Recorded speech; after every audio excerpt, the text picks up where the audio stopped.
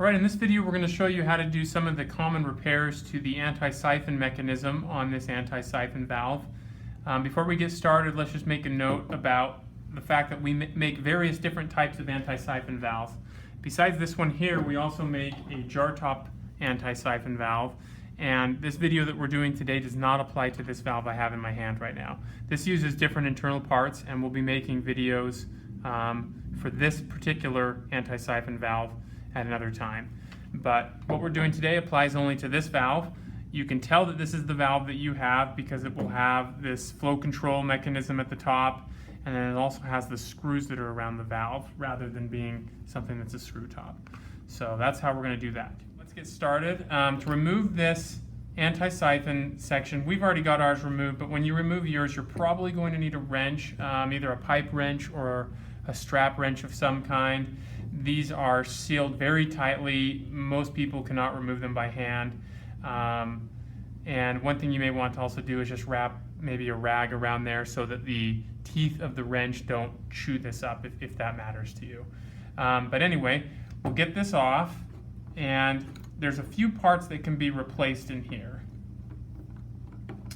You're going to have, up at the top, there is an O-ring, and then here there is this plunger, and it also has a small rubber O-ring around it. So we've got all those parts here, and we're going to show you how to replace each one. And I guess also there is this cap that can become damaged and leak. So first thing, let's take a look at this plunger. This is a replacement plunger. It does not come with the O-ring installed. That's a separate part. So what you would buy is both those if necessary.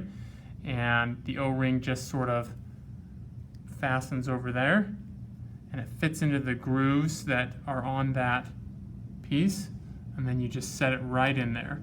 And then when you replace the lid, you'll notice the lid has a hole there that this fits into. It should seat correctly, and you screw that down.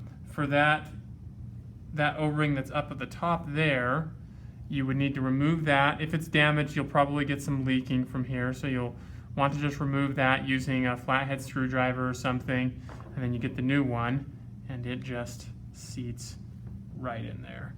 And you don't need to press it down too far as you actually screw this back on. It will seat correctly.